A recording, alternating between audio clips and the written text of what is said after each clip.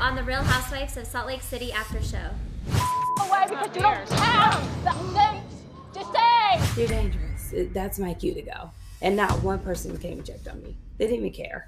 You want me to talk about the people you are? You want to talk about my dead father? Now you want to talk about my marriage? Like, stop. Unless you want me to start picking apart your marriages, which I'm more than happy to do, and trust me, you don't want me to go there. Did you see Mom pull up? No. I would have loved to have seen her. Even though they lived 5 minutes away, they refused to come. It's like you have to choose God or your sister, and they choose God. Okay, why do I not know anyone in here? I was like, let's kick off summer in a happy way. For a marketing person and an event planner, you threw a party. I wanted to recreate the mall food court. It's like beautiful, the dim lights, the neons. The mini corn dogs. And that's it. Your Real Housewives of Salt Lake City after show starts now.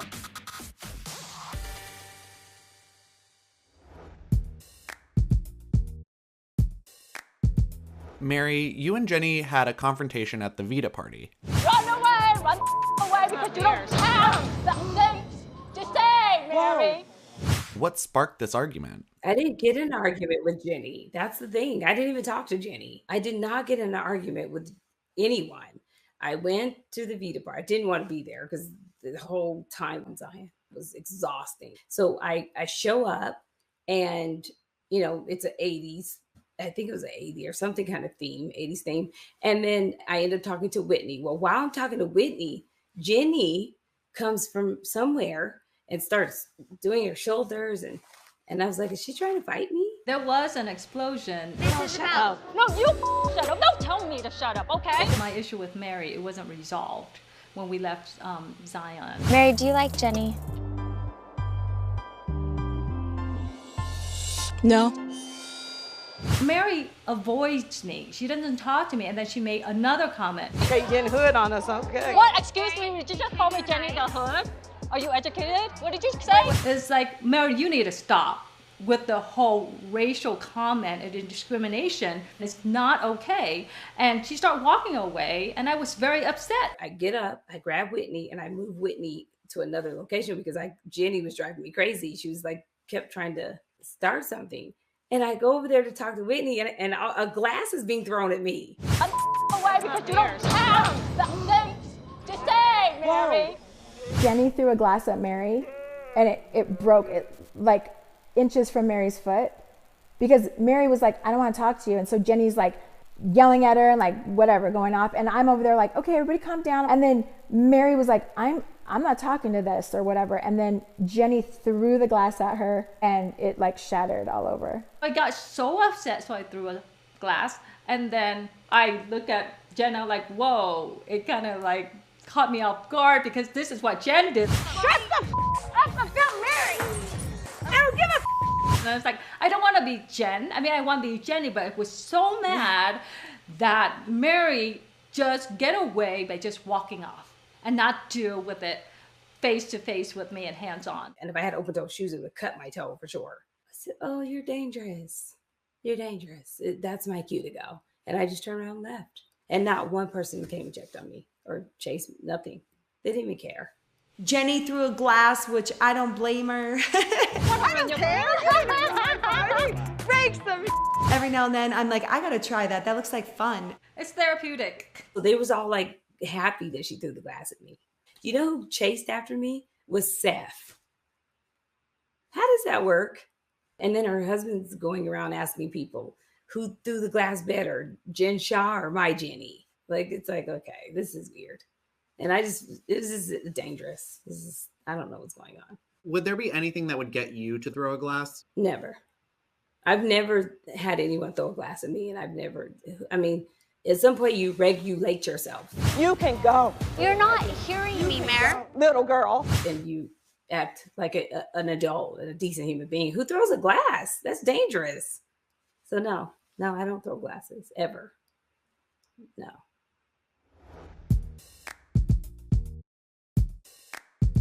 Meredith, at the Vida party, your marriage comes up. I need you to tell her I did not talk about her marriage. I'm not rehashing my marriage.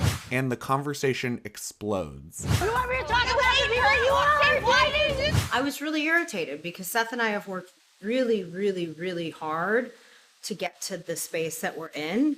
And it's far from perfect still. We still have issues. And so, you know what? It was like feeling the whole thing with my father again. My father died. What doesn't add up about that? What is the fixation here on me? You want to talk about my dead father? Now you want to talk about my marriage? Like, stop. All Jen wanted from Meredith, like I said, Jen is constantly seeking Meredith's approval. And I've talked to Jen about this. I'm like, you're seeking her approval. Like, it's almost like uncomfortable to watch. Meredith, are we friends? I think, like, we're in this neutral space, but, like, do you consider me your friend? I can't give you the proper support as a friend that I should. You know, they had fun in Zion's, like their whole hufflepuffery and slumber party. But I think where it was interesting is we all were at a place of peace, and all Meredith had to say is, we are friends, but we have to rebuild our friendship. And Meredith refused to say it. Listen, Meredith, I think all Jen is telling you is that, simply put, she just wants to be your friend. And she wants. What is the problem here? What is it you all need to know? We discussed this last year. I was always like, hey, I apologize, Meredith, for any participation I had in discussing anything. Yes, I'm sorry, Meredith and Seth. I should have never engaged in any type of conversation. It wasn't in a malicious way. Honestly, I think it's because Meredith wasn't addressing it. It wasn't talking about it. So others were like, well, what's going on? If you're not getting it from home, you're going to go somewhere else. What is going on, Jen? I don't know. You have to ask Meredith.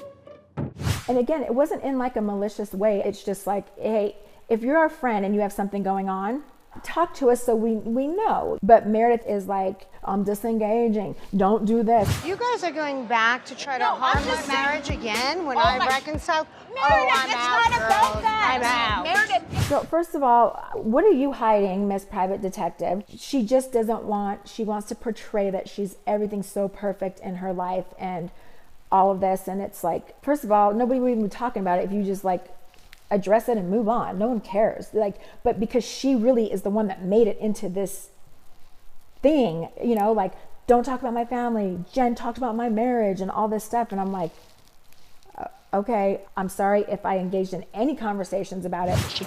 The entire Upper East Side. Who's calling who a fraud? Love you, baby. Ask your 10 other boyfriends.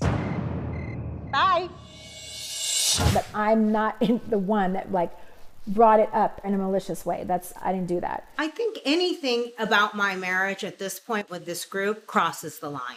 We've had the discussion. There's no more to discuss. What is there to discuss?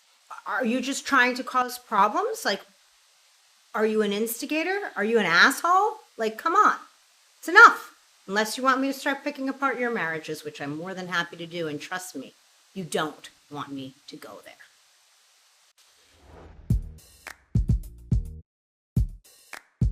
Lisa, one of the things that has kind of gone viral as of recently is your love of fast food. Your whole life is fake. You eat a Taco Bell, for crying out loud. Oh my What's God. wrong with eating a Taco Bell? You're I raising love kids on Taco Taco Bell. Who does that? So much so, the food court was the inspiration for your Vida party. What would your go-to fast food meal include? Okay, so this is like my Thanksgiving of fast food. I would have Wendy's, best chicken nuggets ever. You have to get the barbecue sauce. Beyond ever, like best ever. Then I would have to go to Sonic and get their Diet Coke, easy ice, 44 ounces, add in some lemon. Gotta have that. Then I would drive through Del Taco and get 2 fish tacos, extra sauce, because it's amazing. I'd probably go to KFC after. And you have to get the 3-piece chicken strips. You gotta make sure you have coleslaw. Make sure they throw in some honey mustard to dip your chicken in, because that's their best sauce, is the honey mustard. You gotta get the biscuits, because you cannot eat that chicken without the biscuits. It's amazing. Then I would probably, I'm going through like our main drag and Draper and telling you all my go-to stops. Then I would definitely hit up McDonald's, because I love their McFlurries, extra M&Ms. I get the M&M McFlurry, absolutely love them. And I would probably then end up stopping at 7-Eleven again and refilling my 44-ounce Diet Coke, easy ice with fresh lemons. It feels like you had that banked. You were like ready. I love. Yeah.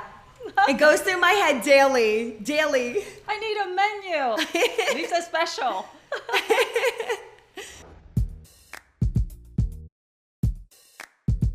So Meredith, how were you feeling walking into Lisa's Vida tequila party? So walking into the Vida party, I did not know where I stood with Lisa. I hadn't talked to her since Zion. I did not speculate on your father's death until you did. You're the liar. Zion was pretty ugly between us, you know, and I was a bit anxious because it's a little bit strange walking into someone's party who you feel like may not really even want you there. The tension between Lisa and me, it was building. I mean, the way she would speak to me had shifted. A lot of our conversations would end, you know, with her yelling at me. You're going to defend Mary? Are you going to defend what Mary just did? I hope not. You're the liar.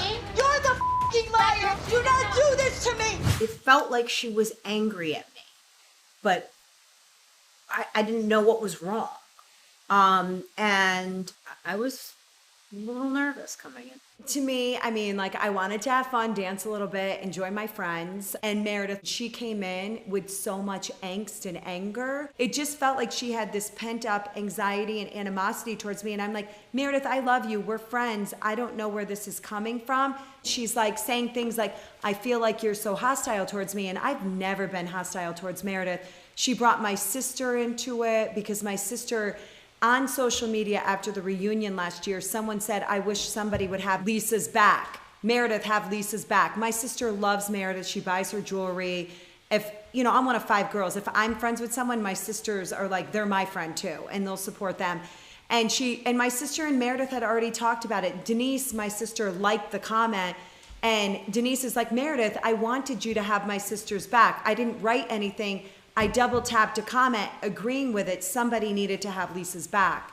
And you're her longest friend, and you know things that are false, and you didn't say anything. I didn't open my mouth about her marriage ever.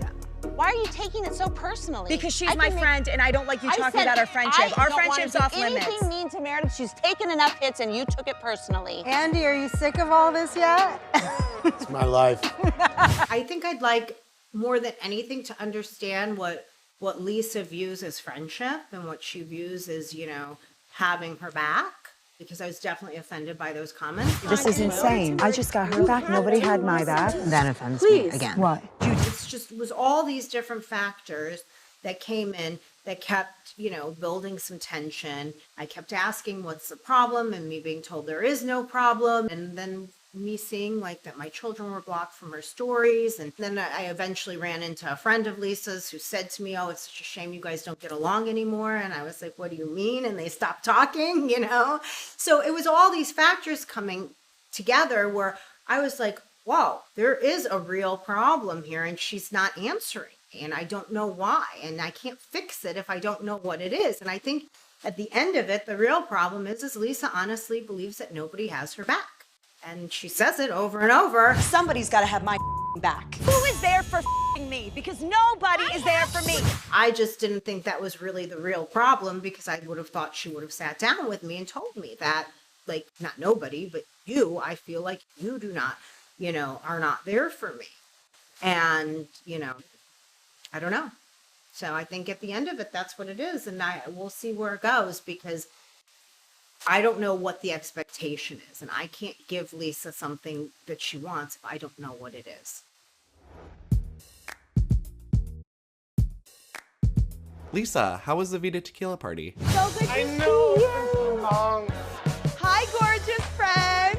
You know, we do events all the time for our tequila brand. Being in the alcohol business, it's a social business. For me, this is so exciting because we have these amazing bottles that we have adorned with beautiful crystals. I feel like this is such an amazing way to like kick off summer. We are in Zion's and had Cinco de Mayo, so it's like, let's like do a real party. It was a party. There was nobody there. Like, I was just like, these are your friends, Lisa? There was like 5 people there. Okay, why do I not know anyone in here? I was just like, You know what I mean? Like, I like a party. The warehouse was cool. I wanted to recreate like my like childhood memories of like the most fun times going with my friends to the food court. You know, like in Stranger Things, the mall food court, it's like beautiful, the dim lights, the neons. I just remember like there was Chinese food in a little paper thing that I liked. They had mini corn dogs. And that's it. You know, for me, I don't love theme things, but I am always inspired by fashion. Like the late 80s and early 90s are most iconic in fashion. And for me, I was like, let's do an 80s inspired, not an 80s party, but an 80s inspired party and just kick off summer in a happy way. I met a new friend named but then I wasn't allowed to be friends with her because she's friends with Lisa. So I had to like literally not respond to her, or Lisa was going to like slit my throat. I remember sitting and ordering pizza with the guys and like eating pizza at the end of the night being like, this is more fun than the entire party that Lisa's tried to manufacture. Like for a marketing person and an event planner, you threw a party. I thought the party was a lot of fun, and I'm sad that it didn't have a fairy tale ending. You want me to talk about the people you are? Why did you? Close.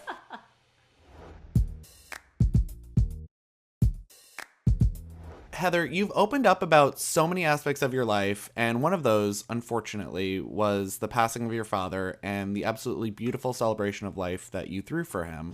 I'm so thrilled to have this moment with all of you. It's been a crazy year, and right before he died, I had really given up everything I believed about heaven and eternal life. And the fact that I would be struggling with all of these feelings and then really have it be put to the test, because right when I'm in the middle of trying to figure out my life and what I really do believe, he died. When he passed, we were in the throes of COVID. It was April of 2020. And we actually brought him home from the hospital so that he could be surrounded by family and not have to die alone in the hospital. And it was a horribly painful experience, but to come back a year later and to be there with my brother who had flown in from Switzerland and who shared some of my same feelings. I just wanted to let you know that because of your decision to leave Mormonism, I had made a similar choice. To sing and to honor my dad was beautiful closure for me personally, but it ripped open a new wound because several members of my family refused to come because of my position with the church. There are quite a few people that I invited today that did not show up. My sisters, my brother, my mom. I feel like they think it'd be a compromise of their values and a betrayal of their faith if they were to endorse me in any way. Basically, anything I do is invalidated. So a memorial for my dad is just kind of for naught because I'm not a Mormon, so it doesn't count. And even though they lived 5 minutes away, they refused to come. You think that a funeral, a memorial service would supersede those types of petty religious dogmas, but that's part of why I'm so traumatized by my religion is because it doesn't. And they didn't come and they felt vindicated and valiant in their faith because they refused to support or endorse an apostate, which is what I am. Did you see Mom pull up? Mm-hmm. No. She pulled up for a minute. She pulled up? Hi, Mom. How are you feeling?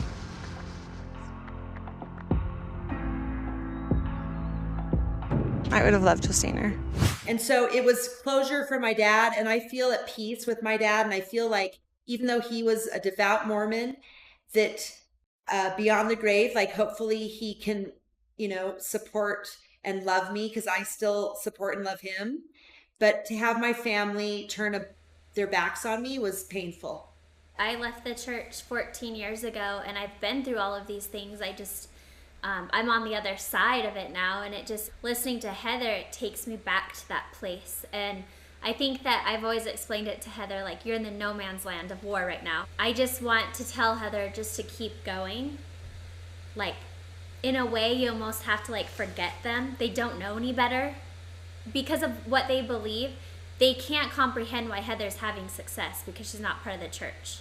It doesn't align with the belief system of you do these things, you are blessed. And I just want Heather to know that you eventually are freed of the burden and the heaviness of the family, but it never gets easier. My family still doesn't invite me to everything. I'm still don't have a great relationship with my mother. I still don't talk to some of my siblings, but the burden and weight has been lifted off of me because I'm okay with it now. And someday her family, when they need her, they're going to come back around. And I'll probably just like do whatever they ask.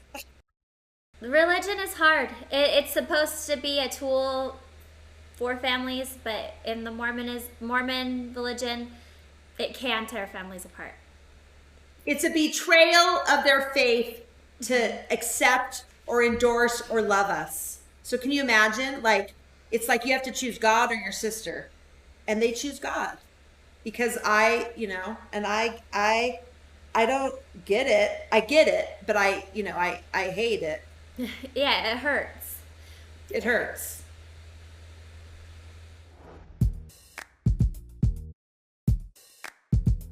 Heather, at your father's celebration of life, we saw many of your family members who've left the Mormon Church, including your brother. What was it like hearing that he was feeling the same doubt about the church that you were?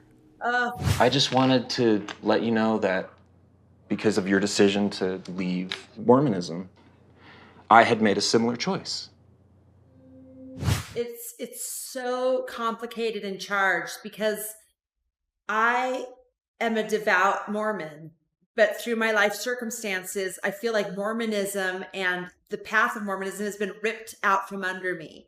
And so in exploring that personally, I was very, very cautious that it would affect, most importantly, my children, but then my, immediate family. You sent me the text saying you're having a faith crisis. I threw my phone across the room. I was like, I didn't read that. When my brother, he wrote me a letter saying that he was struggling with the same things that I was and wanted to leave the church as well. It became, instead of it being like, oh, I'm not alone, I felt terrified, like, oh my gosh, I have caused pain and disruption in someone else's life. I feel like I raised my kids in a cult.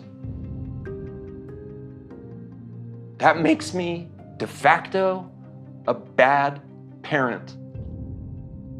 I've done what I was always scared to do, which is like, if you speak out, other people are going to be affected. And that is part of the religion, is that everyone is a representative. Every member is a missionary. So it's very much a big part of our dogma and doctrine to represent the faith. Even if you're not feeling 100%, you just show up 100%, It's like the teacher can't come in and be like, I don't care about this test, kids. Like, you always toe the line, you always say this is utmost of importance. So it was very conflicted for me, and I'm still working through it. But because I didn't want to be responsible for my brother leaving the religion, and I caused him a lot of pain and heartache because I wasn't responsive as I should have been. But knowing that I'm not alone on that same coin, the flip side is I'm not alone, and I'm one of 6 children.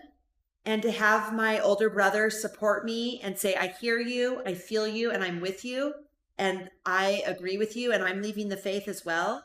It makes me, of course, feel less alone. But because I've been so steeped in the religion, it doesn't feel totally comforting. It also feels like a condemnation.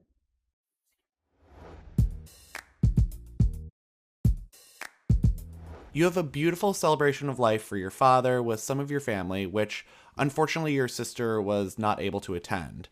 But we did see a little of your relationship in Vail. My entire life I'm jealous of you. And then it turns out that it's quite possible that you were very jealous of me. And why we can't talk about that is sad to me, because I've always just wanted to be you. Can you take us back to that moment? Yeah, it was incredible. So it was an opportunity for me to see her because she just lived, an hour away in Denver. And I had really been distanced from her because she had decided to marry outside of the church and not be a Mormon since, from the time she was 20. So we hadn't been close. We hadn't had a relationship. And so once I started to come to terms with leaving the faith myself, and kind of that opened up a door for me to have a new relationship with her. And it was an opportunity for me to apologize for the jerk I had been and for the judgmental things I had thought about her and thought about her future and thought about her salvation, because I really was steeped in Mormon doctrine, which was that if you are not Mormon, you are not saved. And especially if you're a Mormon and you've left Mormonism, that's the biggest divide. And it was a chance for me to apologize and, you know, reconnect with a sister that I hadn't really known well for decades because of my dedication to my faith and to my beliefs. I have horrible guilt about the fact that I did not have a relationship with my sister for decades. And I have to face all of the judgments I had about her for so many years. It's a beautiful moment for Heather because it's like the first time in your life that you really have to apply this concept of being Christ-like. Everything that Christianity is built around, forgiveness, understanding, compassion. And I thought that was a beautiful moment. She got to connect with her sister on that human level. Everything that we read about and learned in church, but applying it to real life. Yeah. It was like Christianity in action. Yeah. Yeah, you know what I mean, Heather? It's like one of the biggest things that hits when you leave the church is you truly learn what that Christianity stands, what that means. You remove yourself from that moral superiority of judgment and you recognize like, oh, you know, Christ loved the sinners, you know? He wasn't like, I only like the people that look and act like me, you know? Yeah, and it's super healing, don't you think? When you can actually connect on that level out without the stigma and pressure of the church of being perfect and being, can't talk about this, you know? Yeah, it's humbling. It's humbling to say, I thought I had all the answers and I actually don't. And I'm sorry that I treated you like a second-class citizen because you were not of my same faith and same dogma, you know? And if you don't mind me asking, what's your relationship like with her now? You know, it's hard. It's very charged because we're just trying to figure it out, you know? But it's better because now I'm like, at least I'm totally authentic to where I'm at and who I am. And I'm not trying to take this moral superiority, like I'm the smarter, righteous older sister, you know? Now it's just like, hey, I'm trying to figure this out too. And like any advice you can give me, I'm open to it.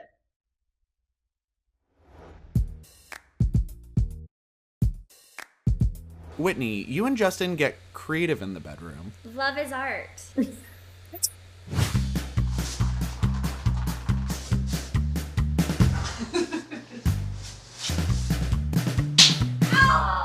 Exactly. That night, I wanted to do something special for Justin because the dynamics in our relationship have changed so much. I used to just like dote on him. He had my full attention. He'd come home from work, dinner would be prepared. We'd have sex, go to bed. That was our routine. And now that I'm working all the time and not making dinner. Sex, babe. I need it as much as you do. Yeah, I think sometimes when you get so busy that you completely check out. That was my gift to him to say thank you, and I'm gonna try harder to keep the balance of, you know, the dynamics in our marriage that we love. And so it was supposed to just be a thank you. I cooked him dinner and lingerie. And the love is art thing, I think it went a little further than we anticipated. I just got in the moment and I was like, you truly do get to this point when cameras are around where you forget they're there. You really do, huh, Heather? Yeah, you totally do. I think Justin kept waiting for me to be like, okay, we're done. And I was just like, we're going. She's kept going. I think it was just, I was in the moment. You can see the aftermath on her OnlyFans account. I would have done it with or without cameras. I mean, that's just me. I think that it's a very stunning art piece in the home, and it's a conversation starter. Everyone needs to do it. If you have a partner, or if you don't, just make art out of your body. It's fun. I'm going to do it myself. Be like, this is my conversation starter. I'd love a partner to add to the flair. But listen, you could just like roll around in some paint and see what happens, you know?